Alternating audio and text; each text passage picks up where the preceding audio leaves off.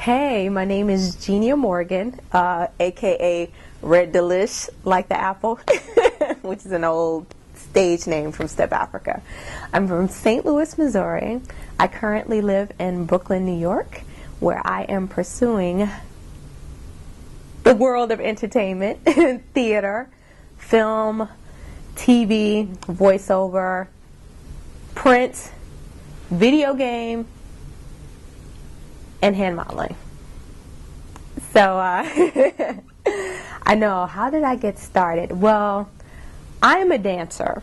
So I started off dancing, and I don't know, I think I just wanted to explore and, you know, go beyond my dancing scope and enter the world of acting.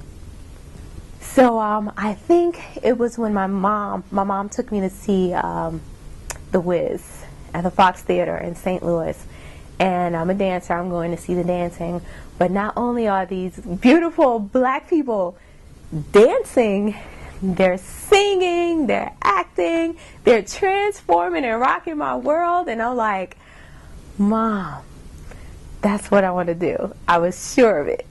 Let my cousin tell it, who is no longer with us. He said, well, ever since you were two, that was not me, that was the chair. Ever since you were two, you would pretend to be a cat. You would take on cat-like qualities, and people had to treat you as a cat.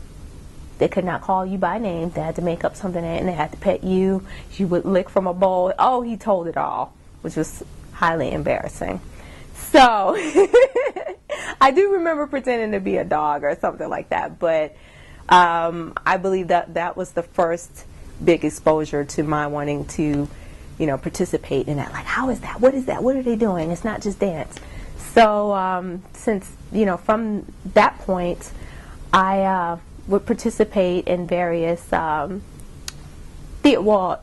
schools and get it in on the side, you know, while we're in school, whether it be high school, college, get some classes, work it into the curriculum. I even had a dean sign off on my, as a theater emphasis, because I had to make them, you know, I had to be very persuasive in letting them know that theater was very important for my communication skills. But I had a lovely dean who signed off on that, so I got some professional training while in college on their dime. And then comes Howard for grad school, and I continued the dancing in the theater, but between undergrad and grad school, I decided to venture off into the film and TV because I love movies as well. So, and what keeps me doing it is there's always something new to discover and explore about yourself. I mean, I guess that's why I have the list of media, because it's like once you get into one thing, then you branch off into another, and somebody's like, oh, why don't you try this, or you might have a skill with that.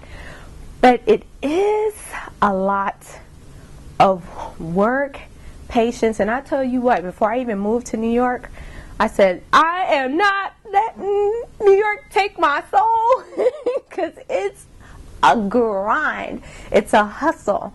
And I don't care where you are in the world, or, you know, if you're on either coast, you know, you have to have some sort, I feel you have to have some sort of spiritual grounding and a base and a great support system, and be diligent in doing the work. But what keeps me doing it is just the love of,